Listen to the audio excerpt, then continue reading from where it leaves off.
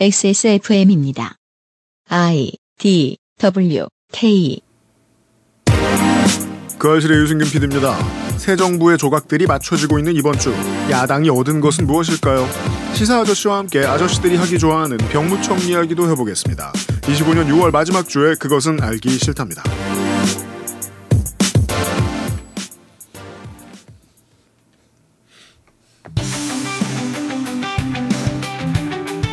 양산형 시사 논평, 시사 아저씨 문답.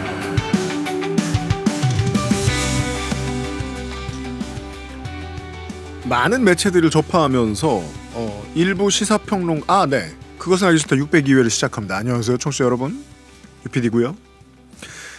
많은 미디어들을 접하면서 시사평론가나 언론인들을 볼 때 꼭 이것만 안 해줬으면 좋겠다 하는 게 있습니다. 화를 너무 내지 않았으면 좋겠다라는 생각이 들 때가 있습니다. 특히 시청자에게 화를 내는 듯한 느낌을 줘서는 안 되겠습니다. 그래서 이제 그런 분을 보면서 저도 이제 거북하기도 하고 무섭기도 하고 반면교사를 삼기도 하고 스스로 반성하기도 합니다. 나도 그런 때가 많이 있었는데 최근 들어서 방송에서 화를 가장 많이 내는 평론가는 등잔 밑에 있었습니다. 시사 아저씨가 나와 계십니다. 아니에요. 나한테 화내면 안 돼요. 화 안 냅니다, 저. 얼마나 무서운지 알아. 화 안 냅니다. 거짓말을 해. 저는 항상 미소로 사람들 대합니다. 네, 최근에는 살인 미소를 개발했다는 소문을 제가 들은 바 있습니다. 네, 살인 미소로. 네. 우리 저 어렸을 때 DC 할 때 한참 유명하던 짤이 하나 있었습니다. 살인 미소라 그래가지고 들어가 봤더니 그 살인범 공개 수배고 그 사진이 미소인. 네, 그런 미소를 최근에 시사 아저씨가 개발을 해냈습니다. 오. 네, 외국에 건너오셨습니다. 시사 아저씨는 화를 정말 많이 냅니다. 제가 그 이유를 알 것 같습니다. 왜냐하면 구독자가 10명이든 100만 명이든 다 똑같은 이 업계의 사람들은 고민을 가지고 있어요. 왜 이 중요한 뉴스에 사람들이 관심이 없지? 왜 자꾸 농담만 하라고 하지? 그리고는 진짜 중요한 분석을 내가 했구나! 이 피곤한 아침에! 라고 생각하면 사람들이 딴소리예요. 저는 이런 솔루션을 1번으로 강조합니다. 그 반응을 왜 봐요? 반응을 안 보고 이해한 청취자들이 같이 욕먹잖아요. 그래서 하마스를 타격할 때 미국이 이런 반응을 보였고 그래서 사법 리스크라고 날짜가 나와 있었는데 네타냐후가 이때를 공격 일자로 택했구나 막 이런 얘기를 생각하면서 듣는 사람들이 있어요. 그 사람들은 말을 안 해요. 못 알아듣는 사람 떠드는 거지. 그러니까 김민아를 비롯한 많은 미디어 업계 관계자 여러분, 평론가 여러분, 브리핑하는 기자 여러분, 댓글을 지금보다 덜 보자. 댓글 봐서 좋은 점 있을까? 없죠. 왜 띄워놔? 예? 거기 그 나라에선 왜 띄워놔요? 나는 원래 안 봅니다, 아예. 근데 왜 띄워놔요? 네, 원래 왜 뚝한 보면서 막 혼내고 네. 이해 못한다고 뭐라고 하고 따순한다고 뭐라고 구속하고 아니에요. 네. 살인한 다음에 미소 짓고. 그러니까 이게 어쩔 수 없는 부분이 있어요. 제가 다른 방송이나 이런 데 가잖아요. 네. 일부러라도 안 봅니다. 일부러라도 안 봐요. 근데 억지로 앞에 띄워놓는 방송이 있어요. 시사인? 그런데 이제 보게 되죠. 네. 보게 되면은 이제 이건 아니다 싶은 것들이 있어요. 네. 근데 그게 저에 대한 얘기가 아니기 때문에 좀 참고 있다가 이제 다른 데서 약간 이제 꼬투리를 잡았다 싶으면 이제 제가 이제 얘기를 하고 뭐 이런 게 있습니다. 네. 네. 근데 그거는 이제 다른 문제고. 그래서 말씀하신 대로 이제 안 보면 편하죠. 안 보면 편한데 문제는 또 안 보면 그 채팅창에서 무슨 일이 일어나느냐. 네. 별의 별일이 다 일어나 안 보고 있으면 와가지고 무슨 전도도 하고 뭘 전도해? 예? 네. 뭐 윤석열 만세도 부르고 그러면 또 그걸 관리를 안 한다고 또 난리가 나요 또. 네. 그러니까 또 아예 안 볼 수는 없어요. 맞다. 관리는 해야 돼. 아예 안 볼 수는 없고. 그래서 보통 채널들에서는 켈베로스의 개를 따로 고용해요. 그렇죠. 잡아 죽이라고. 근데 그렇죠. 그날 저 나라는 혼자 다 하잖아요. 그 안 볼 수는 없고 예. 보긴 봐야 되는데 그 보고 있다는 걸 알면 또 이 또 시청자들은 반응을 또 해주길 원합니다. 또 아예 안 보면 모르겠는데. 리액션은 좋아하죠. 예. 그러니까 반응을 또 해주길 원하고. 그런데 이제 바쁘단 말이에요. 나는 이 왔다 갔다 보느라.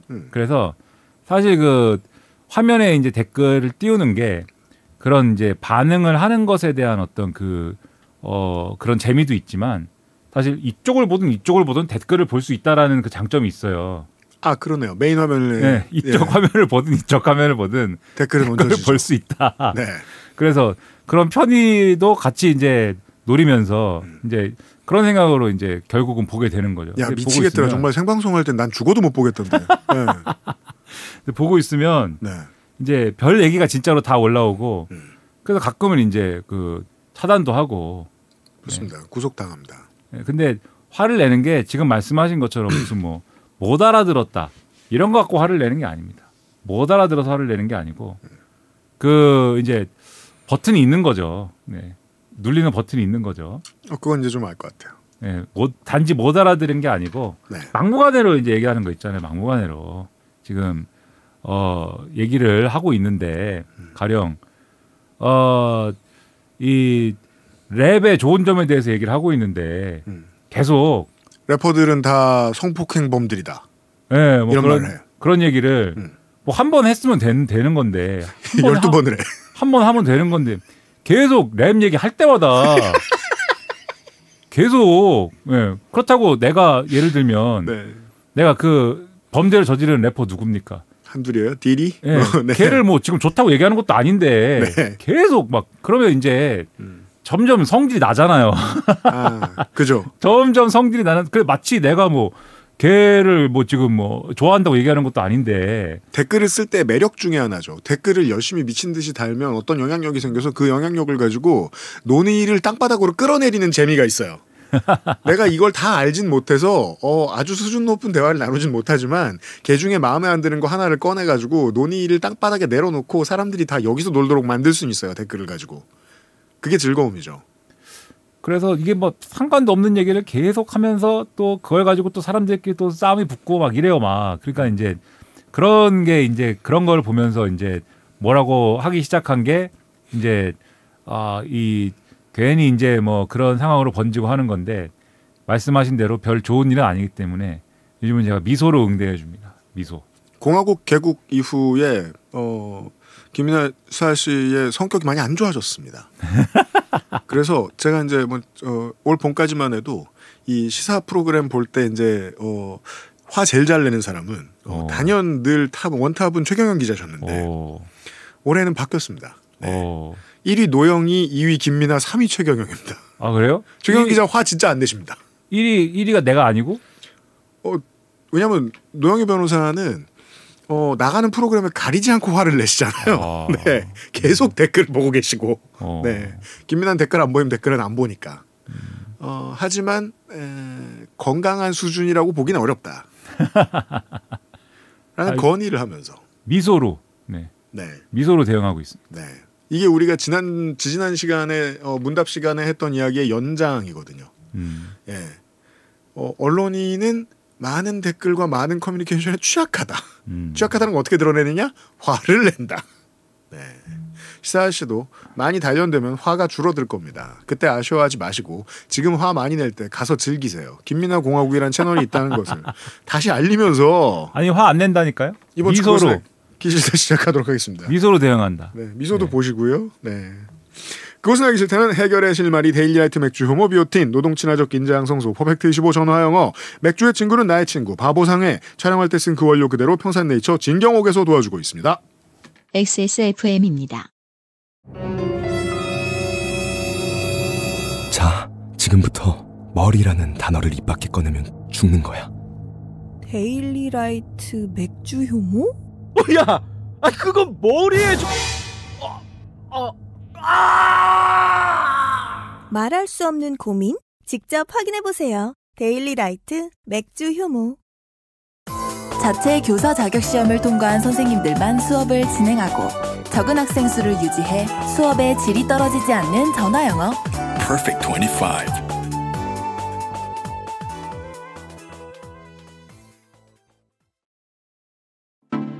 어떤 언론은 모든 것이 불명확한 안개 속의 숨기를 좋아합니다. 자신의 모자람을 들키지 않기 위해서죠. 하지만 사실을 흐리는 것은 탈출구가 될 수 없습니다. 모든 이야기는 제 모습을 찾게 되어 있죠. XSFM의 시사 생방송 그것은 알기 싫다 뉴스 바이 데일라이트 2025년 7월 매주 화요일과 목요일 한국 시간 오후 3시 여러분을 찾아갑니다.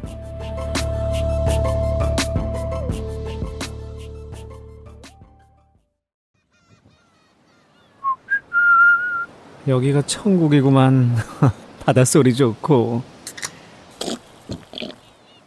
아, 시원하다. 어디?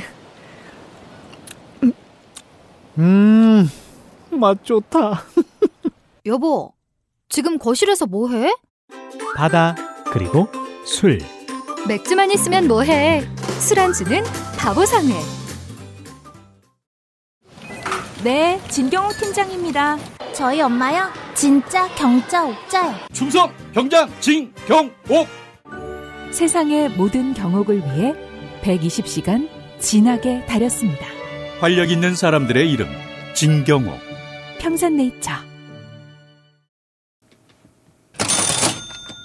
광고를 하겠습니다. 시사 아저씨는 말할 수 없는 비밀이 있습니까? 그걸 말할 필요는 없는데 뭐 있다 없다 정도로 알아둘까요? 아니 뭐 저도 사람이니까 뭐 있을 수 있겠죠. 그런가요? 아니 뭐 이혼한 것도 알고. 네, 아니 그런 거 말고 뭐 네. 예를 들면 뭐가 있을까? 뭐 뭔가 있지 않을까요? 뭐 지금 당장은 떠오르지 않는데 모든 걸 다 말하고 다니진 않잖아요. 40 넘고부터 이제 그 생각이 들었어요. 옛날엔 말할 수 없는 비밀이었거든요.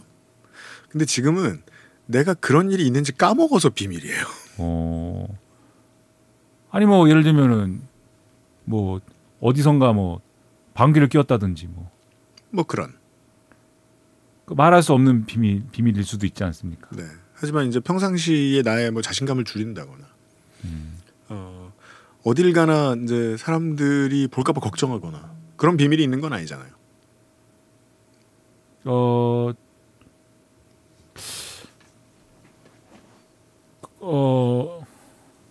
저 비밀 많습니다. 네. 비밀 많은 걸로. 네, 비밀 미스터리의 사나이입니다. 나도 많아요. 아까는 없다 그런 것 같은데. 까먹었을 거예요. 아, 까먹었다. 옛날에 지키다가 늙어가지고, 네.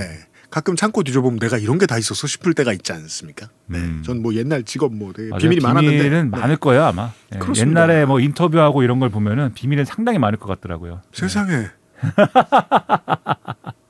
와, 머리가 벗겨진 기분이에요. 한 10년 전. 인터뷰는 왜 봐? 네. 10년 전에 인터뷰한 거 이런 거 보면은 비밀 많을 것 같더라고요. 로아스웰 맥주 효모 광고입니다. 프리미엄 맥주 효모 1000mg 고함량 로아스웰 맥주 효모 액세스몰에서 제일 잘 팔리는 물건 되겠습니다. 하루 권장량의 비오틴을 30배를 담았다고 하고 비타민 A, 아미노산 8종, 아노카사가 분말 박박 긁어 모아 넣었고 여러분들이 이미 더 잘 알고 계십니다. 후기가 단연간 많이 와 있어서 검증돼 있는 겁니다. 가장 인상적인 후기 제목은 먹을 땐 모르는데 안 먹으면 알게 됩니다. 입니다. 액세스몰 베스트셀러입니다. 시사 아저씨는 아직까지 필요 없는 것으로 보입니다. 맥주 효모 비오틴 액세스몰에 있습니다. 자, 저희들은 지금 대통령의 첫 국회 시정연설이 끝난 시점에 녹음을 하고 있습니다. 대통령이 신나게 야당한테 뛰어가가지고 야당 국회의원들하고 악수를 퍽퍽퍽 하고 나갔고요. 그리고 신문은 목요일에 이제 총리 인사청문회 결과들을 많이 다뤘습니다. 시사할 씨가 보시기에는 김민석 총리의 인사청문회를 통해서 국민의힘이 얻은 게 있습니까? 포지티브한 게? 청문회 시작 전에 보도량을 보고 저는 1도 기대를 안 했습니다. 왜냐면은 언론도 그렇게 보수 언론도 힘이 많이 있는 것 같지 않았고 뭔가 지령을 내린 것 같은 느낌이 있긴 있었지만은 그리고 야당 의원들이 그렇게 열심히 준비한다는 인상을 받지 못했었거든요. 근데 그래도 이번 주에는 전국에 막 플래카드도 내걸고 장롱에 6억을 쌓아놨다느니 하면서 반사 이익을 보기 위해 최선을 다했습니다. 어찌 보면 정치적으로 반사 이익을 볼 수 있는 뭐 전당대회 이전에 마지막 타이밍 정도로 저는 느꼈기 때문에 근데 진행되는 걸 보면서는 국민의힘 의원들 입장에서 볼 때 좀 갸우뚱하게 됐습니다. 이 국면에서 얻은 게 뭔지를 잘 모르겠습니다. 오늘 오전에 조선일보 사설이 저는 김민석 총리 후보자 인사청문회의 아우트로처럼 느껴졌습니다. 출판 기념회를 없애자라는 원론적인 얘기를 하더라고요. 필요해요. 혹은 이런 방식으로 할 수도 있을 거예요. 출판 기념회를 무조건 카드로만 긁고 책감만 긁게 하자. 정도로 최대한 투명하게 만드는 방법이라도 있을 것 같아요. 저는. 그리고 그렇게라도 정치 자금을 마련할 수 없는 다른 사람들을 위한 방법도 같이 마련하면 출판기념회 전 도도되고 출판기념회를 바꿀 필요는 있다고 생각해요. 바꾸는 게 쉽지 않다면 없애거나. 근데 이런 당연한 얘기가 조선일보의 인사청문회가 끝나는 시점에 사설로 나온다. 국민의힘이 여당이고 청문 대상이었거나 뭐 선거 전후에 비의 사실이 문제가 될 때 출판기념회가 이슈가 된 건 잘 생각 안 나거든요. 저는. 이건 그냥 제 기억일 수도 있겠는데 뭐 예를 들어 뭐 아들이 50억 퇴직금을 받았다느니 뭐 지역 상인들한테 봉투를 직접 받으러 다니는 영상이 들켰다느니 총선 전에 뭐랄까 뭔가 너무 클리어해가지고 다른 가능성이 없어 보이는 비위 이런 걸 얘기할 수도 있을 거예요. 한덕수 전 총리도 그랬었습니다. 조선일보가 봤을 때 김민석 총리 후보자의 이 문제가 되게 클리어하고 해석이 쉬운 비위다 이렇게 확신을 했으면 오늘의 사설은 끌어내려라. 야당은 무슨 방법이 있더라도 막아라. 방법이 없긴 하지만 이 정부는 피의자 정부다. 더 센 워딩을 많이 썼을 것 같은데 전투의 의기가 조선일보에게도 느껴지지 않았고 야당에도 별로 느껴지지 않았습니다. 결국 오늘의 사설은 출판기념회 없애든지 해라. 라는 맹숭맹숭한 아우트로로 끝났습니다. 보수가 혹은 야당이 얻어간 게 있나요? 뭐 좋잖아요. 오랜만에 이제 하나가 돼서 뭔가 야유회예요? 친목을 다지는 친년과 반년끼리 싸움질만 했는데 네, 같은 당인 것처럼 싸움질만 할 것만 계속 앞으로도 싸움질할 것만 있고 그동안도 어쨌든 싸움만 했는데 한동훈이 어쨌다는 둥 뭐 친윤이 어쨌다는 둥 그 다음에 이제 전당대 할 거기 때문에 전당대를 앞두고 전운이 고조되는 가운데 어쨌든 뭐 그럴 때는 무조건 한국 정치는 무조건 공동의 적을 만들어낸 다음에 공동의 적에 대항하면서 이렇게 손을 잡는 것이 어쨌든 무조건 해결책이거든요. 원팀 단합대회? 그렇죠. 뭐 그거를 한 거죠 이번에. 네. 오, 제가 거기까지는 생각을 못했네요. 그래서 플랜카드도 걸고 그런 게 그거 한 거죠. 뭐 다른 게 있습니까? 다른 의미가 있습니까 그게? 맞아요. 그 김남국 의원을 이제 코인 얘기하면서 여론으로 화형시키던 때에도 국민의힘의 분위기가 되게 좋았던 걸로 기억이 나요. 전국에 플래카드 걸고 할 때에도 그 정도는 됐다. 아니 화력의 측면에서는 그러니까 그런 뭐 상대적으로 화력의 측면에서는 이제 그때만도 못한 거죠. 저는 슬픈 거예요. 수요일 저녁에 보면서 저 때 자료를 안 준다면서 나가서 안 들어왔단 말이에요. 마지막에 국민의힘 의원들이 위원들이. 그럼 이 사람들이 쥐지치고 나간 게 아니라 항의하는 의미로 나갔다고 해석할 지지자가 몇이나 있을까? 그게 좀 안타까웠어요. 결국 다음날 아침에 보수 언론 보면은 그렇게 의기를 높이 평가해 주는 사람들 없었거든요. 밖에 나가서 저 민주당 의원들이 왜 도망갔어 이러고 핀잔하는 거나 잡히고 언론에는. 네. 그래서 저는 국민의힘의 슬픔을 느꼈다. 그 외에 다른 감상은 없었습니까 이번에?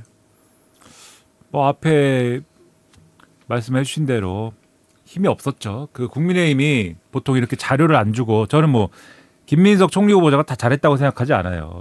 자료가 안 나오고 그다음에 뭐 해명이 뭐 불완전하고 보통 이런 국면이 되면 국민의힘만으로 못 뚫잖아요. 그러면 네. 그럼 누가 도와주냐? 언론이 도와줍니다. 그래서 원래 쭉 뭐가 나와야 돼요. 보도가 쭉 나오고 네.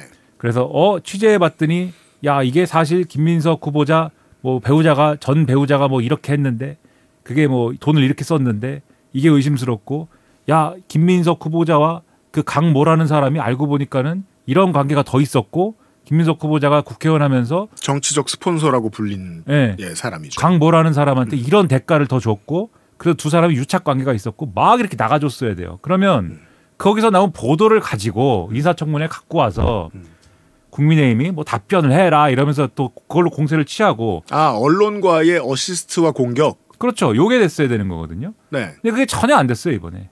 안 됐어요. 네, 전혀 없고 왜냐하면 언론이 조금 시도를 했는데 맞아요. 다 얘기가 잘 안 되거든요. 얘기가 잘 안 되고 예를 들면 완결성이 없어요. 그 의혹 제기한 거에. 예를 들면 그러니까 이상한 잘 이해가 안 되는 부분들은 분명히 있습니다. 그게 예를 들면 이제 그런 이제 소득과 이 쓴 돈에 어떤 격차가 있는 거 아니냐 이런 거잖아요. 그게 한 6억 되는 거 아니냐. 네. 근데 그거에 대해서 김민석 후보자가 설명을 한 거는 이제 그 중에 얼마는 경조사, 얼마는 지금 아까 얘기한 출판 기념회, 얼마는 이제 그 장모님으로부터 또 생활비를 도움받은. 네. 네. 요런 건데 그건 이제 증빙이 다 안 되는 거잖아요. 그렇죠. 증빙이 정확히 되는 건 아니지 않습니까? 네. 근데 그렇다고 해서 그게 그러면은 있을 수 없는 일이냐? 그게 전 국민의 공분을 자아낼 수 있는 문제냐? 네. 있을 수 없는 일이냐? 뭐 그렇지도 않잖아요. 그렇다고 하면은 또 그럴 수도 있겠다 싶은 얘기잖아요. 그게 다 또. 네. 그래서 그럴 수도 있는 얘기고 그다음에 애초에 그다음에 이게 예를 들면은 아들 학비 어디서 나왔냐? 전 처가 전 배우자가 책임진다고 해서 책임지고 있습니다. 그것도 그럴 수도 있는 거 아니에요. 그런가 보다 하는 거지 그것도. 네.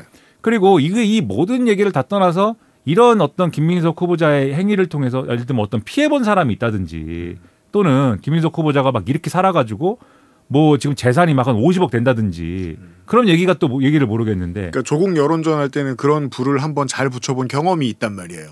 온 청년이 피해자다 이러면서. 그때는 이제 공정 얘기로 가는 것도 있었고. 네. 그다음에 요게 이제 어쨌든 간에 구체적인 행위들이 나오지 않았습니까? 뭘 어떻게 했다. 네. 그다음에 이제 구체적인 어떤 팩트들이 나왔거든요. 예를 들면은 그게 조국 전 장관과 관계가 있든 없든 조범동이라는 막 사람이 나오고 오촌이라고 하는 그리고 코링크 피 이런 게 나오고. 맞다. 그땐 검찰도 도왔죠. 그렇죠. 예. 네. 그런 게 쭉 검찰이죠 그때는. 지금은 진용이 헐렁하군요. 그때는 검찰이 그러니까 언론이 쭉 이제 앞서서 쭉 가고 거기서 나온 걸 가지고 검찰이 또 쭉 가고 이런 게 다 됐단 말이에요. 맞아요. 그러니까는 코링크 피 이런 거 나오고 여러 가지가 쭉 나왔기 때문에 그걸 가지고 충분히 싸울 수가 있었는데 지금 말씀드린 이런 것들 예를 들면 전세라고 하면은 그게 좀 이제 이해가 안 되는 부분이 있는데 예를 들면 전세를 이 친구라는 사람은 가까운 사람이라는 사람은 전세를 갖다가 왜 얻은 다음에 한 달 만에 다시 전 배우자라는 김민석 후보자의 배우자라는 사람한테 왜 또 배우자라는 사람이 거기에 전세를 왜 들어가고 그다음에 또 다시 또 김민석 후보자의 다른 가족들한테 전세가 왜 갔느냐. 네. 이거를 보도를 하긴 했는데 그것도 설명을 하지 않습니까? 원래 쉐어하우스 사업을 하려고 했는데 고양이가 많아가지고 고양이가 있어야 되는 집이 필요해서 찾다 보니까 그 집이 있었고. 고양이 증빙은 후보의 인스타에 있죠. 그렇죠. 그래서 쉐어하우스 사업을 어차피 포기하는 김에 거기 전세로 들어갔고 이런 설명 막 하지 않습니까? 들어오면 또 있을 수 없는 일은 또 아니고. 그러니까 이런 설명들이 이렇게 쭉 가면서 그 보도나 이런 것들을 뒷받침할 수 있는 어떤 그런 결정적인 얘기들이 힘을 다 잃은 거죠. 그러면서 이제 얘기가 쭉 이어지지 않다 보니까 그러니까 국민의힘이라고 더 갈 수 있는 게 있습니까? 없죠 그러면. 네. 물론 한국에 언론 현실이라는 게 엄청 차갑고 뚫기 힘들 때도 있습니다만 적어도 지금 이 순간 언제죠? 이재명 대통령이 취임하고 이제 3주가 안 지난 이 시점에는 언론도 여론도 겨묻은 개가 겨묻었다고 나무랄 타이밍은 아닙니다. 네. 그러면 동력을 못 얻죠. 그러니까는 제가 계속 말씀드리지만 이게 어떤 거다라고 하는 거에 대한 약간의 이제 감은 있어요. 뭐냐면 김민석 후보자가 어쨌든 그 정치를 포기하지 않은 상황에서 그렇죠. 추징금이나 이런 것들을 계속 납부하면서 살았어야 되는 그 조건들이 있는 거지 않습니까? 네. 그러면 저는 그 상황에서 이렇게 저렇게 하여튼 그 형제 같은 사이라고 하는 그 강모라고 하는 사람하고 네.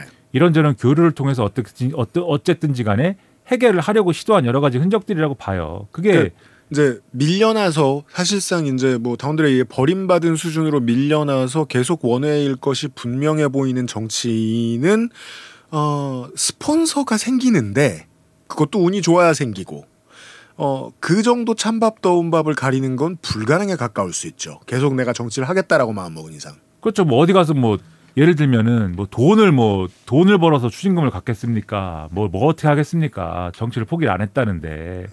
그리고 이 사람이 또 예를 들면은 그 배추농사 얘기도 하잖아요. 그렇죠. 그러니까는 그것도 사실은 배추농사가 핵심이 아니고 김민석 후보자가 공부를 하겠다는데 그 공부도 왜 합니까? 정치를 포기하지 않아서 한 거잖아요. 그렇죠. 공부를 해서 뭐 다른 뭐 변호사가 되려고 했습니까? 아니잖아요. 그랬으면 지금쯤 정치 안 하고 부자가 돼 있어야죠. 그렇죠. 그러니까 이게 정치를 하려고 한 거거든요. 그러니까 정치를 하겠다고 하니까 정치 하나를 키워줘야 된다. 요런 이제 이 맥락 속에서 요런 관계들이 이어지고 이제 같이 간 거 아닙니까? 그러면 요런 게 어쨌든 그런 관계들 속에서 쭉 이어진 건데 그러면 요런 것들이 그러면은 예를 들면 요런 관계들이 이거 자체만으로도 저는 뭐 어쨌든 국민적인 어떤 눈높이에서는 그게 뭐 바람직한 거냐 이런 의문을 가질 수 있다고 봐요. 정치 안 해봤으니까 뭐. 네. 그렇죠. 근데 그런 게 바람직한 거냐라는 의문을 가질 수가 있지만 이게 어떤 구체적인 어떤 비리가 되는 것이냐. 예를 들면은 이런 여러 가지 도움을 김민석 후보자가 어떤 형태로든 간에 받고 그다음에 이것의 대가에 해당하는 어떤 거를 제공을 했다. 그럼 이게 유착 관계가 되죠. 그래서 그거를 예를 들면 찾아내가지고 국민의힘이 예를 들면 뭐 문제 제기를 했다든지. 그죠. 기자들은 이제 민주당 내의 주요 당직을 줬나. 그렇죠. 뭐 민주당이 집권했을 때 뭐 저 공사나 공기업에 중요한 자리를 줬나. 그렇죠. 네. 아니면 나중에 전략 공천을 꽂아줬나. 네. 기자들의 상상력 안에 있는 건 이 정도잖아요. 그렇죠. 찾아봤겠죠. 그렇죠. 근데 그런 건 이제 없는 거고. 네. 그렇다고 하면 여기서 이제 얘기가 더 안 나갈 수밖에 없는 거고. 그래서 이제 지금 상황이 이렇게 된 건데, 근데 저는 이제 1차적으로는 이게 국민 눈높이에 맞지 않는 부분이 있다고 하면 지금 그 수준에서 지금 계속 공방을 벌인 거잖아요. 그러면 국민 눈높이에 맞지 않기 때문에 반대한다라고 하려면 그 국민의힘 입장에서 저는 그럼 그 이상의 어떤 대안이나 이런 거를 내놓고 얘기를 해야 된다. 예를 들면 출판 기념회 얘기했잖아요. 그 말씀하신 대로 출판 기념회 앞으로 다 금지하자. 다 없애자. 네. 또는 출판 기념회를 투명하게 하기 위해서 이 출판 기념회에서 이제 수입이나 이런 것들은 다 예를 들면 정치 자금으로 보고하고 이게 회계 투명성을 기하기 위해서 뭐 그렇게 하자. 근데 이제 주진우 의원이 그거를 이름을 뭐 검은 봉투법이라고 이름을 붙여갖고 발의를 했다고 주장을 하는데 아무튼 뭐 햄코적 상상력이죠. 네. 그런 수준으로 해가지고 뭐 당론으로 하고 추진을 한다든지 거기에다 동의를 해가지고 그렇게 하고 그 다음에 저는 이 상황에 또 근본적인 어떤 딜레마를 푸는 방법 중에 하나는 원외 정치인들에 대해서 후원에 열어줘야 되는 거 아니냐 이런 생각을 하거든요. 그죠. 그러니까 원외 정치인은 그런 정치 활동을 어떻게 해야 되느냐에 대한 답이 있어야 돼요. 그래서 그런 부분들에 대한 대안까지 마련해가지고 얘기를 하면서 앞으로 그 국민의힘 정치인들도 다 원외 시절에는 정치 어떻게 했습니까? 국민의힘 정치인들은 출판 기념회 하면서 다 돈 어떻게 받았어요? 어떻게 모았어요? 다 똑같이 한 거잖아요. 그러니까 이런 부분들에 대한 기득권을 우리도 다 포기할 테니까 그럼 이런 것들을 포기한다는 걸 전제를 해놓고 김민석 총리 후보자 이 지명에 대해서 반대합니다. 이렇게 가야 그나마 그래도 저런 얘기라도 하면서 지금 반대하는구나라고 하는 맥락이 생기는 거거든요. 아, 정치의 기본을 지적하시는 거군요. 지들도 뭘 걸었어야지. 그런 거 아무것도 없고 그냥 주진우만 활활 태웠어요. 그렇죠. 뭐 그 양반이 저격수 그냥 나는 저격수야. 이것만 이제 계속 하는 거고. 네. 국민들이 볼 때는 국민의힘이 뭐 스스로 혁신도 안 하고 맨날 지금까지 윤석열 옹호만 하고 그다음에 뭐 주진우 의원에 대해서는 이번에도 지적이 됐듯이 뭐 주진우 의원 본인도 그렇게까지 뭐 깨끗하거나 그런 것 같지도 않은데 저런 지적하는 게 무슨 뭐 어떤 정도의 실효성이 있는 거냐 이런 의문 가질 수밖에 없고 그렇게 나오니까 사실 여론조사를 해보니까는 김민석 후보자에 대해서 그렇게까지 비판적인 여론이 확인이 안 되는 거잖아요. 네. 그래서 정치적인 측면에서도 그렇고 제도적인 측면에서도 그렇고 국민의힘이 이 김민석 후보자에 대해서 문제 제기하고 이런 것들이 여론에 먹히지 않는 거는 이유가 있는 거다 이렇게 보는 거예요. 아 그러네요. 좀 더 큰 그림을 보는데 지금 제가 도움을 얻은 것 같습니다. 보수 정치는 문재인 정부가 집권하자마자 첫 방부터 타격에 성공하거든요. 문재인 대통령이 비정규직을 호명하는 정치를 하면서 비정규직의 이름을 부르고 그들의 조직화를 말하죠. 뭐 본인들이 실천하겠다고 무슨 준비된 블루프린트를 내놓은 것도 아니고 그냥 찾아가서 악수하고 말했어요. 그것만으로 아이디어를 얻은 다음에 경제지와 보수지들이 들러붙죠. 공정담론을 취임 초기부터 시작을 하거든요. 그때 한번 내상을 입혔다고 저는 기억을 해요. 그럼 지금은 어떨까? 지금하고 비교를 해보면 이재명 정부의 이미지에 무슨 먹칠을 할 수 있었을까? 아직 없었네요. 아직 여론과의 허니문이 안 끝난 상태에서 이 게임을 치렀으니 힘이 없었네요. 이해됩니다. 그러니까 이게 적어도 아까 말씀드렸듯이 제대로 된 대안을 갖고 오든지 자기들의 뼈를 깎는 뭐라도 한 상태든지 뭐 그러고 나서 이제 이 김민석 후보자가 아까 말씀드린 도움을 받았다라는 것만으로 그것으로도 문제다라고 하는 얘기를 하려면 그 정도의 어떤 이전의 맥락 정도를 갖고 와야 그래서 국민의힘이 대안도 주장하고 스스로 어쨌든 간에 몸을 깨끗이 하겠다라고 하는 그런 각오도 있고 그러한 차원에서 문제 제기를 하는구나라고 하는 걸 수용할 수가 있는데 정치적으로 그렇지도 않고 뭐 어차피 맨날 얘기하고 저런 얘기하고 그냥 뭐 끝나는 얘기다라고 하고 보니까 이게 동력이 안 실리죠 문제 제기에. 그 외에도 저는 이제 계속해서 말씀드리는 게 정치를 바라보는 사람들과 안에서 정치를 수행하고 있는 플레이어들, 뭐 언론인 다 포함해서 모든 사람들의 퀄리티와 해상도가 올라갔다는 저는 믿음을 계속 가지고 있거든요. 예. 그게 이제 이번 총리 청문회를 보는 사람들의 많은 반응을 가지고도 뭐 물론 감정적이라고도 볼 수 있고 그렇게까지 비유하면 안 된다는 것도 알 수 있지만 아무리 그래도 저런 주진우가 저런 김민석을 치는 건 납득하기 어려운 그림이다라는 논의가 됐다는 게 뭐 어떤 분들한테는 뭐 비이성적으로 보일 수도 있었겠지 모르겠지만 저는 반가운 측면이 없지 않았습니다. 근데 저는 얘기가 그래서 뭐 이런 얘기를 했지만 논의가 그 다음으로 어쨌든 간에 가야 되고 갔으면 좋겠다라는 생각을 갖고 있습니다. 그러니까 김민석 이 임명 동의안 처리 뭐 찬반 이 문제가 아니고 어쨌든 이런 논쟁거리가 됐는데 어쨌든 이게 뭐 결과적으로 다 떠나서 누가 얘기를 하는 거든 간에 그러니까 김민석 후보자도 사실은 옛날 정치인이잖아요. 엄청 옛날 정치인입니다. 그렇죠. 그러니까 2002년도에 생긴 문제를 갖고 여기까지 온 거잖아요, 사실. 유승준 전성기의 전성기였던 정치인입니다. 그렇죠. 그런 측면도 있지만 어쨌든 이런 식의 이제 문제들을 계속 방치하고 갈 것이냐에 대한 답은 또 마련을 해야죠. 어떤 논의 구조 속에서는 네.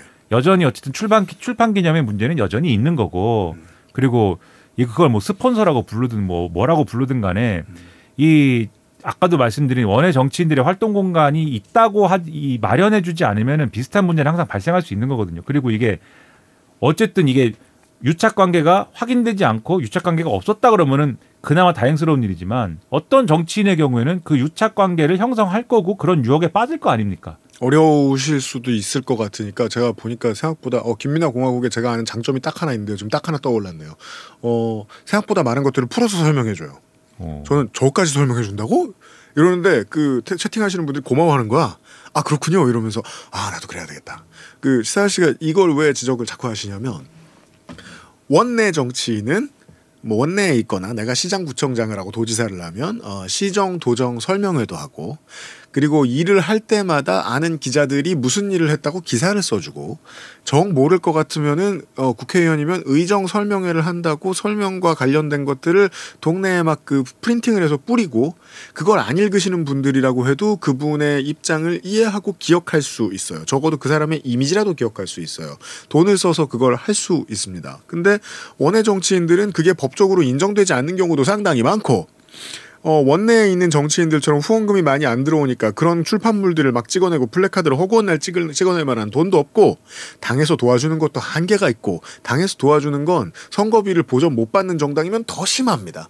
그게 바른미래당이 빨리 접고 새누리당으로 자유한국당으로 돌아간 이유이기도 합니다. 근데 만약에 여러분들이 진짜 아끼는 정치인이 있어요. 이 사람은 유명하진 않은데 좋은 정책을 너무 많이 만들어냈고 내가 보기에는 너무 진보적인 마음에 들어. 근데 그 사람이 인기가 없었어. 다음번에 공천에서 인기 많은 어떤 사람한테 밀렸어. 근데 이 사람은 계속 정치를 하는 게 좋을 것 같아. 그 사람도 내가 정치를 하는 게 맞다고 생각할 것 같은데 정치를 하면 돈을 못 벌잖아요. 그래서 힘든데 정치는 하고 싶은데 라고 생각할 때 손을 내미는 어떤 독지가처럼 보이는 사람이 못된 스폰서면 그 정치인은 그대로 인생이 끝날 수 있어요. 그리고 돈을 그 사람이 주는 돈을 안 받죠? 그럼 거지가 돼서 인생이 끝날 수 있어요. 원외 정치인이 살아가는 게 그렇게 어려운데 낙선이 죄도 아니고 실력이 있는 사람들이 살아남을 수 있는 방편을 마련하자. 그걸 하면서 이제 정치로 돈을 버는 방식을 좀 더 클리어하게 바꿔놓자. 좀 더 공정 경쟁을 만들어 놓자라는 거 얘기를 하시는 거예요. 그렇죠. 그러니까 원내 정치인들은 후원회를 설치할 수가 있지 않습니까? 후원회를 설치를 하면 여러분이 후원회에다가 돈을 낼 수가 있습니다. 그 사람 이름을 대고. 그렇죠. 한 해에 한 1억 5천 한도고 후원회에 돈을 낸다는 것은 요거는 이제 신고가 다 된다는 거예요. 그래서 여러분 세액공제할 때 뭐 10만 원인지 100만 원인지 세액공제 되죠. 그렇죠. 후원금 얼마 냈다. 10만 원까지 세액공제 되고 그 이상 소득공제 대상이잖아요. 국세청에서 잡힌다는 거거든요. 네. 그리고 선관위에도 회계가 다 보고가 됩니다. 여러분의 주민번호까지 다. 그렇죠. 예. 그 요거는 어느 정도 투명하게 관리가 되는 거예요. 근데 원외 정치는 후원회를 못 열어요. 그러니까 어디서 무슨 돈을 받아서 어떤 정치 활동을 하는지를 알 수가 없고 공식적으로는 이 사람이 그러니까 없어요. 이 정치 자금을 선거 때 출마하는 게 아니면 선거 때 출마해서 이제부터 후보기 때문에 제가 후원회를 열겠습니다 해가지고 돈을 모금하는 거 아니면 이 사람이 자기가 돈을 정치 활동을 위해서 이렇게 할 수 있는 돈을 본인이 그냥 돈을 벌어서 하는 것밖에 없어요. 그러니까는 그러다 보니까 지금 말씀하신 그리고 제가 또 얘기한 그런 문제가 발생을 할 수가 있는 거거든요. 그 아주 그 문제가 발생하기 좋은 조건 아닙니까? 아니면 금수저만 정치해야죠. 그러면 돈이 평소 돈 많은 사람만 정치해야죠. 정몽준만 해야죠. 네. 그러니까 기왕 이런 얘기 나온 김에 그런 논의까지 가지 않으면 얼마나 이게 또 소모적으로 끝나는 얘기가 되겠느냐. 근데 아마 소모적으로 얘기 끝나겠죠. 뭐. 그러니까 민주시민으로서 마음의 빚이 있으니 이 칭찬 한마디는 꼭 남기고 싶어요. 내란을 막는데 가장 결정적인 역할을 했던 김민석 의원 같은 유능한 정치인이 뭐 자기가 지은 원죄가 있습니다만 그 긴 세월 동안 그렇게 빌빌대지 않고 버틸 수도 있지 않았겠느냐. 사실 여기에 적용되는 건 진보정당 정치인이 훨씬 많다고 저는 생각합니다. 왜냐하면 선거비를 보전을 못 받으니까. 그렇죠. 예. 이런 사람들을 위해서라도 논의가 될 필요가 있고 이거는 이제 뭐 대통령 공약 중에는 개헌이 있잖아요. 제가 여러 번 강조했는데 개헌 때 대선 결선 투표제를 넣는다는 거 아닙니까? 대선에 결선 투표제가 들어가면 무슨 일이 생기죠? 첫 번째 투표에서는 사표 심리가 제로인 채로 투표를 할 수 있습니다. 물론 제로는 아니지만. 예. 그러면 다당제의 밸런싱을 좀 바꾸는 역할을 해낼 수 있을 겁니다.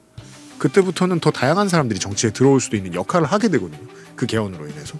그때 이런 논의도 해볼 수 있지 않을까. 당장은 안 되겠지만 저는 기회가 올 수도 있을 것 같습니다. 시사 아저씨와 달리 이 문제에 대해서 전 냉소하고 있지 않습니다. 대부분 그런 편이지요. 광고를 듣고 오겠습니다. XSFM입니다.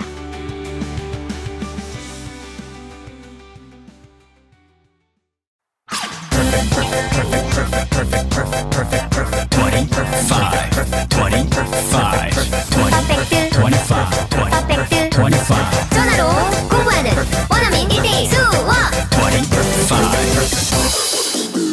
Why don't you call Perfect 25? 오랜만에 엄마 보고 왔더니 마음이 짠하더라고. 허리도 많이 굽어지고 주름살은 어찌 그리 많이 들었대. 그래도 전에는 머리숱은 많았었는데 지금 그마저도 휑한 느끼는 거야. 엄마, 아들이 잘 챙겨드리진 못해서 죄송해요. 이제부턴 그중 하나만이라도 제가 챙겨볼게요. 그거 있잖아요. 그거. 말할 수 없는 고민? 직접 확인해보세요. 데일리라이트 맥주 효모. 진경옥은 물을 타지 않습니다. 진경옥은 대량 생산하지 않습니다. 진경옥은 항아리에서만 중탕합니다. 진경옥은 엄선된 원료만 사용합니다. 진짜를 찾는다면 진경옥입니다. 고전의 재발견 진경옥. 평산네이처. 오징어잎, 아기 꼬리포, 흔하지 않은 마른 안주. 맥주만 있으면 뭐해? 술안주는 아보상회. 시사 아저씨는 술도 안 먹는데 안주는 잘 먹습니까? 아, 그럼요. 그래요? 요새 술도 안 먹는데? 살이 쪄가지고 또 죽겠어요 아주. 네. 무슨 안주? 요즘 많이 먹는 건 수박. 수박이 어떻게 안주지? 저는 어릴 때도 그러니까 제가 저의 이제 직업 관련된 게 있어서 저는 클럽을 공수부대장이에요? 아니라니까. 저는 클럽을 돈을 제가 내고 가본 적이 없어요. 오늘도 훈련 중 아니에요 지금? 무슨 저 방송 훈련 중 생방송 훈련을 하고 있습니다. 그러니까는 생방송 훈련이지 공수 훈련은 아니잖아. UMC의 공수부대. 그러지 말라고. 근데 클럽을 가면 저 한 25, 30 때부터 그 수박에다가 예거마이스터 같은 걸 꽂아가지고 그걸 주워 먹고 있는 거예요. 미친 사람들이. 아 수박에다가 그걸 꽂아요? 네. 얼마나 일찍 죽으려고. 그걸 왜 수박에다 꽂지? 그리고 또 수박은 배부르잖아요. 네. 그걸 먹고 술을 같이 먹으면 배불러서 얼마 먹지도 못하는데. 전 술을 안 먹잖아요. 아예 안 먹죠? 네. 네. 그래서 그 무알콜 맥주. 무알콜 맥주 먹어요? 500 하나를 딱 해서. 네. 500이 아니라 500이 아니지. 355. 350ml 딱 해가지고 네. 그 조각 수박 있잖아요. 네. 그거를 딱 열어서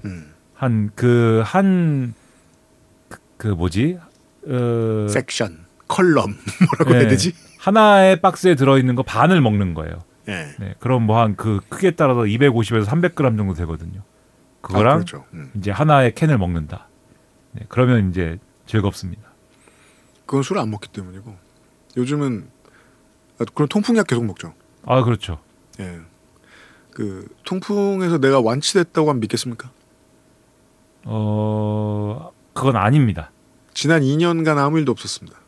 그렇게 따지면 저는 한 7, 8년간 아무 일 없었습니다. 난 계속 술을 먹어요.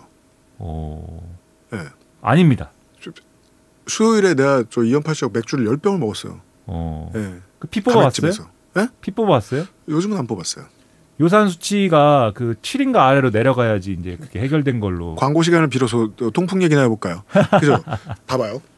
수치가 여러분 그 중년 여러분 수치가 10이 넘어도 네. 아파본 적이 없는 사람들이 많아요. 그러게 이제 고요산혈증이죠. 그리고 수치가 8인데 애를 낳는 것처럼 아파하는 사람이 있어요. 그렇죠. 예, 그게 김민아나 저죠. 예. 근데 아프다가 계속 안 아프죠? 그럼 뭘 안 하죠? 수치를 안 봅니다. 왜? 난 안 아프니까. 이 병은 아프기만 해요. 아파야 병이죠. 예, 통증만 심할 뿐이지. 저는 통풍 해결의 열쇠를 가지고 있다. 원하시면 오프 더 레코드 때 알려드리겠습니다. 네. 저는 술을 많이 먹는다 요즘. 안 아프고. 술을 진짜 먹을 때. 네. 그게 금연이랑 똑같은 거 아십니까? 왜요? 금연은 전 해본 적은 없는데 금연 해본 사람들이 그런 얘기 해줬어요. 이건 끄는 게 아니다. 금연 10년을 해도 그냥 오늘 안 핀 거다. 네, 한 개피를 피는 순간 그거는 금연을 안 한 거잖아요. 그렇죠. 통풍이 다 나은 게 10년을 다 나은 상태여도 한 번 발작이 오면은 그건 안 난 거거든요. 아, 70살 때 쓰러져요? 갑자기 내 이런 날이 올 줄 알았지. 후회하면서 막 살다가 통풍약을 계속 먹을 걸 그랬다. 네. 쓰러지면서. 예전에 그 되게 슬픈 노래 있었는데 Drugs Don't Work라고 영국 밴드 뭐였더라? 이름이 The Verve. 예, 구슬퍼요. 약이 안 듣는 순간에 몸이 망가진 사람의 이야기인데 저도 통풍 10년 겪고 그 생각 되게 많이 했는데 아무튼 저는 해결했다. 나중에 후회하기 직전까지. 저는 술을 먹을 때 배부른 수박 안 먹습니다. 죽박 멸치나 반건조 오징어나 가문어 슬라이스를 먹습니다. 가문어 슬라이스가 문어가 아니라는 거 알고 있습니까? 일단 가문어 슬라이스가 뭔지도 잘 모릅니다. 저기 지금 화면 보시면 나와요. 가문어의 가는 페이크입니다. 원래는 대왕 오징어입니다.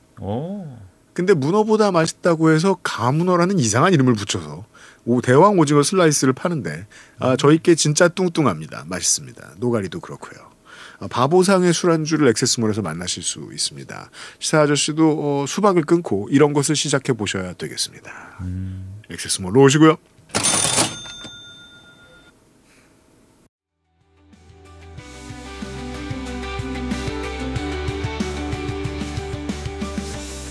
시사 아저씨는 제가 가장 부러워하는 게 아니지 우러러보는 병역을 수행한 사람입니다.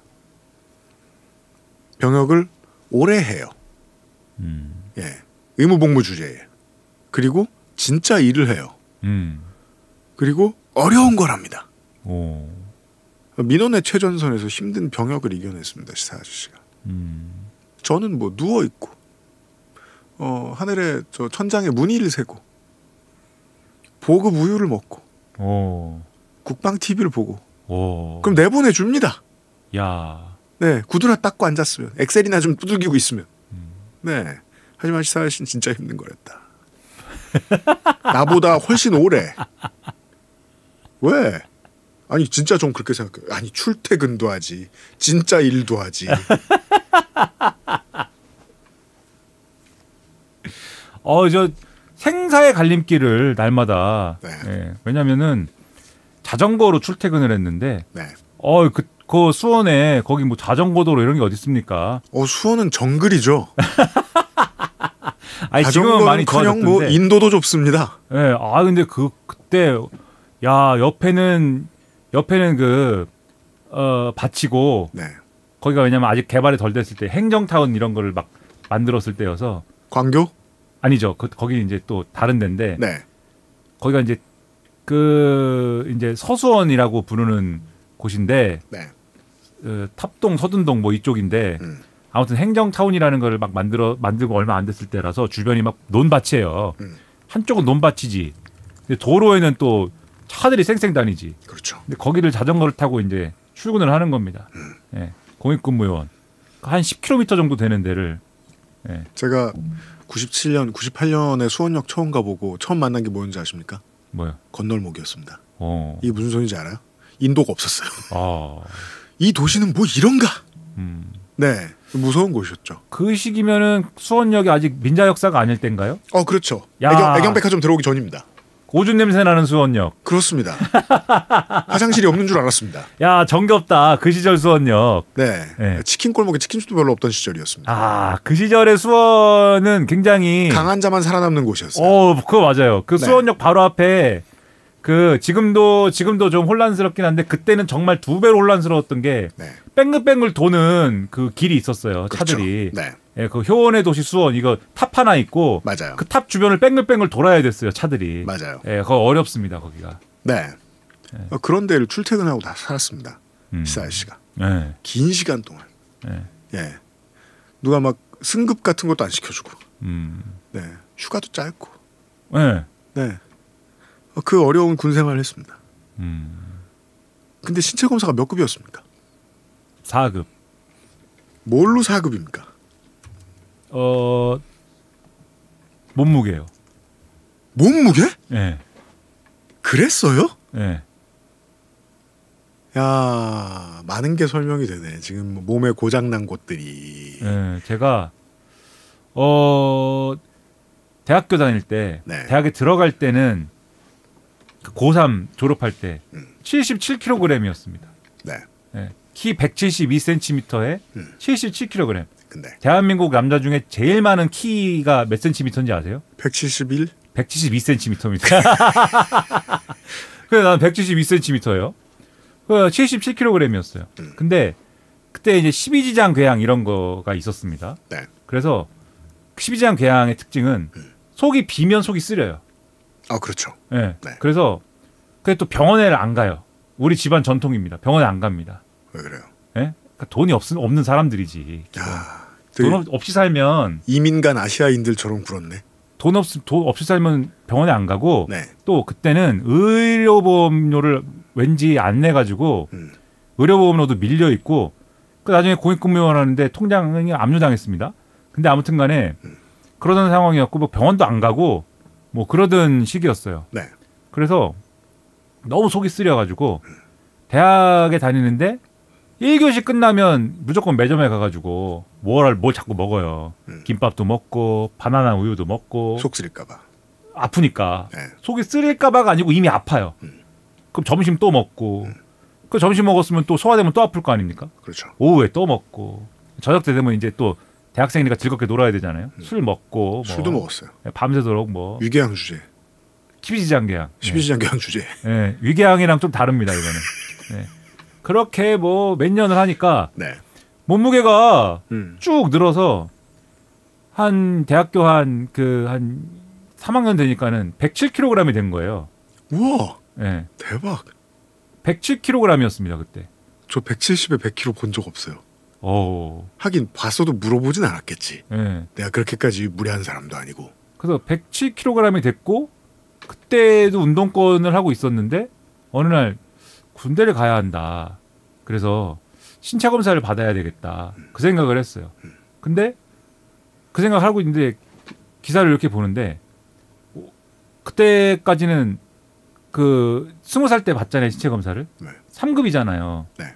왜냐하면 그 신체 검사를 받을 때는 비만이 아니었으니까. 그럼 그냥 뭐 아마 시력 이상쯤 됐겠죠. 네. 그쵸. 눈이 안 좋았나 그래가지고 3급인데. 나도 시력 때문에 3급이거든. 네. 나는 107kg이 됐는데 이거는 신체 검사를 다시 한번 받아봐야 되는 것이 아닐까. 그 생각이 드는 거예요. 그래서 한번 신청을 해봤습니다. 재검을. 네. 꼭 와라. 갔는데 두 종류의 사람들이 있더라고요. 매우 큰 사람과 매우 얇은 사람. 두 종류의 사람이 있어요. 40kg 안 되는 사람. 네. 네. 그래서 다뤘는데 이제 넌 다음에 다시 한번 와라. 왜냐면 일부러 살찌우는 녀석들이 있기 때문에 그렇죠. 2번 해야 이제 맞아요. 네, 간을 딱 달았는데 107kg이 나왔습니다. 그래갖고 이제 집에 왔어요. 집에 와서 107kg이면 4급인데 이렇게 있다가 두 달인가 후에 한 달인지 두 달인가 후에 다시 갔습니다. 다시 달았어요. 106kg. 네. 그래가지고 이제 4급이 됐죠. 오, 그러니까요. 원래 그렇게 재검을 보고 하는 거예요. 그러면 이제 훈련소에 가면 당시에 김민아 같은 체격만 가지고 있는 사람들이 모두가 스마일 견장 같은 걸 이렇게 차고 남들 뛰는데 걷고 있어요. 그들을 이제 건강소대다 이렇게 부르고 그랬는데 그분들이 이제 사회에 가서 민원의 최전선에서 일을 하시고 그랬었어요. 저는 훈련소에서 네. 굉장히 그 특별 대우가 있었죠. 뭔데요? 다친다고. 그렇죠. 막 그렇게 해요 원래. 네, 다친다고 이거 하지 마라, 저거 하지 마라. 네. 굉장히 그 보살핌을 받으며. 민주군대 그런 거 잘했어요. 네. 네. 근데 제가 갔을 때는 저 강군을 좀 저기 할 때입니다. 강군이 되는 것을 추구할 때입니다. 강한 친구가 되던. 네. 네. 대한육군 강한 친구. 네. 네. 그래서 이제 이명박이 왜냐면 제가 늦게 갔거든요. 늦게 가가지고. 늦게 갔네. 네. 그때 갔는데 늦게 갔으니까 29살 막 이러잖아요. 이제 제가 거의 29에 갔거든요. 와, 나보다 늦었네. 네. 네. 근데 거기 가면 조교라는 사람들은 빨간 모자들 21살, 22살 이럴 거 아니에요. 그렇죠. 걔네들이 나한테 야 미나야 이거 안 되냐? 이래. 그럼 뭐 이상해? 네. 그런 거지. 네. 야 미나야, 빨리빨리 가는 거 안 돼? 그래가지고 전 이렇게밖에 안 된다고. 네, 근데 저는 열심히 노력했습니다. 가려고. 네.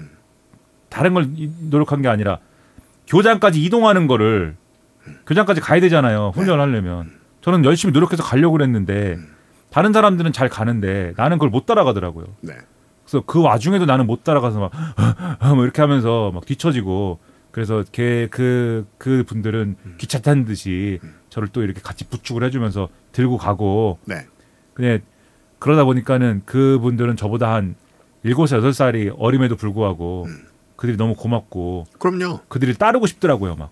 맞아요. 네. 막 그들이 내 아버지 같고. 군대 늦게 가서 배우는 되게 좋은 점 중에 하나예요. 좋은 리더는 나이를 가리지 않는다. 어려도 좋은 사람일 수 있다. 그건 확실하죠. 네. 지금 시사 씨가 얘기해 준 게 공정한 루틴을 통해서 군역을 수행하는 사람의 일반적인 얘기입니다. 만약에 본인이 본인이 일반적인 사람이 172에 107kg나 106kg로 왔다 갔다 하고 있었다면, 네, 강득구 의원이 주진우 의원 역공을 하는 바람에 판이 재미있어졌고 실제로 여론 지형이 바뀐 측면이 없지 않습니다. 그때 내용을 보니까 재밌는 거예요. 주진우 의원이 병무청 자료를 받아온 것 같던데 94년 10월에 첫 신검을 받았는데 상급 받고 현역 받고 1년 뒤에 다시 검사를 받았는데 간염을 받았다. 간염은 5급 나옵니다. 근데 간염을 받으면 보통 재검을 받아야 됩니다. 근데 안 그러고 그냥 안 갔습니다. 제가 이제 20대 초반 이제 2000년대쯤에 뮤지션들에 둘러싸여 있잖아요. 세상에서 반칙으로 군대를 안 가는데 가장 관심이 많은 전문 직종입니다. 대백과사전들이에요, 모여 있으면. 술 먹으면 1차엔 그 얘기밖에 안 합니다. 좀 취해야 딴 얘기야. 음악 얘기도 하고 그렇지. 공통적으로 나오는 불만이 있습니다. 앞에 선배들이 너무 쉬운 걸 다 해버렸다. 그래서 이게 다 금지됐다. 뭐 다한증 수술 같은 게 있어요? 수술을 받는 순간 4급이 된다는 마법의 병이었어요. 그때는. 뭐 그런 거 있었죠. 예, 손에 땀이 안 나도. 예. 예. 그리고 간염도 있었어요. 급성 간염을 만든대요. 어떻게 하는지 모릅니다. 근데 만들어 가면 2번 만들어 가면 된대요. 그거 어떻게 한 번 만들기도 힘든 걸 2번이나 만들어? 그럼 죽지 않을까 사람이? 누가 한대요. 그래서 또 그것도 안 됐대요. 특정한 정신과 약을 6개월 이상 복용하면 된대요. 또 그래 그것도 안 되게 됐어요. 또 걸려가지고 그런 식으로 여러 가지가 없어져서 이제 병역 비리가 얼마 남지 않은 세대들이라고 막 툴툴대는 거예요. 그래서 막 집에서 의자 위에 앉아서 18.5리터 물병을 채워서 한쪽으로 꺾여서 6개월 동안 앉아있기 뭐 이런 것들을 해요. 예를 들어 100kg를 넘길 수 없거나 40kg 밑으로 갈 수 없는 진짜 그렇게 해서 뺀 사람들도 있거든요. 네. 그러니까 저처럼 가는 사람들도 있지만 그래서 뮤지션들 사이에서는 저처럼 가는 사람을 패배자라고 불렀죠. 중간에 성공한 애들이 너무 많았거든요. 유명한 무슨 약, 그거를? 유명한 무슨 저 시술 뭐 그때 또 뭐 있었더라? 기흉 수술 같은 거 기흉이 없어도 받고 빠지는 경우도 있었어요. 그게 되게 많았는데 이제 시간이 너무 지나서 까먹었네요. 그중에 대표적인 게 제가 들었던 게 기억이 나요. 옛날엔 간염도 됐었대. 야, 그렇습니다. 그래갖고 저는 통풍 걸리기 전까지는 사실 지금보다 상당히 비대했었습니다. 그러네요. 네. 그랬나 보네요. 그래서 그 107kg 시절을 겪고 나서 그래도 97kg까지 제가 줄인 적이 있어요. 97kg? 네. 네. 172cm에 97kg. 97kg로 한참 살다가 통풍 걸린 다음에 이제 음식을 조심하고 술을 끊고 이렇게 하면서 85kg까지 됐다가 통풍은 공짜 오젬픽입니다, 여러분. 걸리는 순간 살이 쭉쭉 빠집니다. 네, 85kg까지 됐다가 그 이제 한동안 조금 더 쪘다가 빠졌다가 지금 계속 그러고 있는 거죠. 네. 네. 저는 이런 게 좀 집중하게 됐었어요. 강득구 의원은 뭐 그 청문위원으로 참여하지 않았는데 청문회 첫째 날에 한번 주진우 의원이 긁혀가지고 그 박선원 의원이 어그로를 살짝 끌었는데 살짝밖에 안 끌었는데 바로 긁혀서 나온 적이 있었죠. 간염 얘기를 했더니 네. 주어를 말하지 않았는데 주진우 의원이 마이크가 꺼진 상태에서 갑자기 뭐 왜 내 얘기하냐고. 자진납세를 그렇게 또. 예, 그걸 또 2번 해요. 김현 의원한테도 해요. 김현 의원이 그때 대답하죠. 승리를 확신하는 표정으로. 그게 뭔데요? 그러니까 A형 간염이 뭔데? 이건 무슨 소리냐? 우리가 이겼다! 라는 얘기거든요. 이미 다 넘어왔다. 그러니까 저는 아마추어다 생각하면서도 그런 기분이 안 들 수가 없는 거예요. 그 청문위원들이 그런 얘기합니다. 야당 청문위원들에게 도가 넘어간 인신공격이 들어오고 있다. 여기는 총리 후보자를 검증하는 곳이다. 라면서 자중해달라고 해요. 저 방식으로 평생 살아온 사람이 있었구나. 특수부 검사라면. 자기 눈에 들보를 지적당해 본 적이 없는. 그럴 때 진짜 화나니까. 예. 저게 왜 저렇게 긁히지? 저 어른이? 나이도 많은 사람이? 처음 당해보나 봐. 라는 생각은 들었습니다. 네. 저는 그 정도만 느꼈고, 네, 엄청난 대회전은 아니었다고 생각합니다. 오늘 1시간 내내 그 얘기를 하고 있는데. 대단한 게임이 안 됐다. 다만 주진우 의원은 이런 인상을 남겼다. 저 정도 긁혀보는 것도 처음이구나. 대중 정치인인데 이제. 지역구에서 당선돼본 경험을 가진 초선이긴 하지만. 그게 좀 이채로웠다. 그게 보통 병역 면제가 있는 병역 면제 기록이 있는 그 국회의원은 네. 왜 면제인지를 밝히지 않나요? 네. 난 부동시다. 부동시를 면제받았다. 간염으로 면제받았다고 했잖아요. 그러니까 밝힐 수 있잖아요. 네. 밝혀야 되잖아요, 또. 그리고 뭐 10년대 이전 군번들은 자기가 안 공개하면 알아낼 수는 없습니다. 예, 종이 문서만 있고 뭐 폐기된 것도 많고 해서. 아니 근데 정치인이면 국민의 선택을 통해서 네. 어쨌든 정치인으로서 국회의원이 됐다면 병역 면제 사유를 자기가 출마할 때 거기다가 뭐 쓰기도 하잖아요. 그러니까 오늘 끝으로 이런 얘기나 해볼까요? 우리는 그 장관급 인사청문회를 거쳐야 하는 사람들의 비위를 보는 건 이제 뭐 한 10몇 년 봐가지고 20년쯤 봐가지고 익숙해요. 이때쯤 이런 보도가 나오는구나. 이런 청문회를 하는구나. 신문 자주 안 보시는 분들도 알아요. 근데 국회의원에 대해서 그런 게 잘 되나? 그런 적은 없어요. 출마할 때 재산도 공개하고 그다음에 뭐 자기 병역 사항도 공개하고 전과도 공개하고 쭉 공개해가지고 공보물에 쓰지 않습니까? 거기에 병역 면제 사유를 안 쓰나? 근데 그래서 우리가 윤석열의 병역 면제 사유도 그런 것 때문에 아는 거 아니에요. 네. 근데 그러면 그 국회의원의 병역 면제 사유를 어쨌든 간에 누군가 얘기를 했는데 검증은 그거를 얘기했다고 그렇게 난리를 칠 일이냐 이거예요. 물론 제가 이렇게 있다가 그 아이실의 유승균 PD입니다. 이분의 병력을 이젠 그렇게 불러? 예. 막 그냥 이 방송에서 그냥 동의 없이 떠들고 있죠. 자꾸 일삼고 있죠 그런 걸. 네. 아 제가? 그렇죠. 아니죠. 누가 내 병역 얘기를 해요? 내가 안 모를까? 네? 아니 저기 병력을. 병력. 그래서 네. 병력도 그래. 맞아. 네. 네. 아이고, 그러니까 무슨 병이 있는데 어쩌고 그런 얘기를 이제 동의 없이 막 했다. 그럼 그거는 이제 문제일 수 있죠. 왜냐하면 어쨌든 병에 자기가 이런 병이 있다라는 거는 프라이버시일 수 있고 개인적인 문제일 수 있는데. 근데 이 사람은 국회의원이니까. 국회의원이고 그리고 다른 문제가 아니고 다른 걸 얘기하는 게 아니고 병역 면제 사유에 대해서 얘기를 하잖아요 지금. 병역 면제 사유에 대해서 얘기를 했는데 그걸 내 프라이버시인데 왜 얘기하냐고. 거품을 물 일이냐고 이게 도대체. 예? 그러면 생각을 하게 되잖아요. 얘기할 수도 있는데 왜 저러지? 그러면 이 사람이 생각하는 막 살아도 되는 프라이버시의 범위는 얼마나 넓은 거지? 아니 왜 저러지? 생각을 할 수밖에 없고 그냥 급성 간염이어서 면제를 받은 건 아니지 않나? 이렇게 생각을 당연히 하게 되지 않습니까? 찔리나? 그냥 좀 바보 같은 것 같아요. 네. 거기에 더불어서 이 공안검사 아버지의 이력, 그렇죠. 예, 그 대학 학력 논란, 네.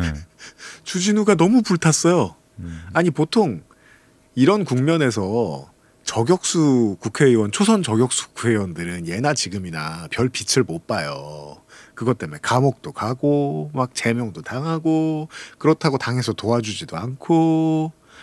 근데 그건 보통 상대를 칠 때 너무 세게 쳤다. 상대를 칠 때 허위 사실을 섞은 것 같다. 이래서 당하는 거지 자기 비위로 당하는 건 처음 봤습니다. 청문위원이. 이건 어떤 새로운 어떤 새로운 팩터가 개입을 해서 정치의 그림이 이렇게 바뀐 건지 잘 모르겠습니다. 새로운 그림이라는 것만은 분명히 하고 싶습니다. 다음번에도 이런 일이 있을 때 청문위원과 청문회 대상이 되는 피대상자 사이에서 둘 중에 누가 이거 묻은 개고 둘 중에 누가 겨 묻은 개인지 알아보는 걸 할까? 그럼 전 재밌을 것 같습니다. 앞으로도 계속요. 이게 즐거웠다 볼 때 라는 말씀을 남기면서 뉴스가 별로 없었던 주간에 시사일시 문답 목요일 순서를 마치도록 하겠습니다. 동풍의 해결책은 있습니다. 저는 믿고 있습니다. 80살에 다시 재발할 때 후회할지라도 말이죠. 그 얘기를 하고 조용히 둘이서 하고 비공개로 내일 이 시간에 다시 돌아오도록 하겠습니다. 고맙습니다. XSFM입니다. I, D, W, K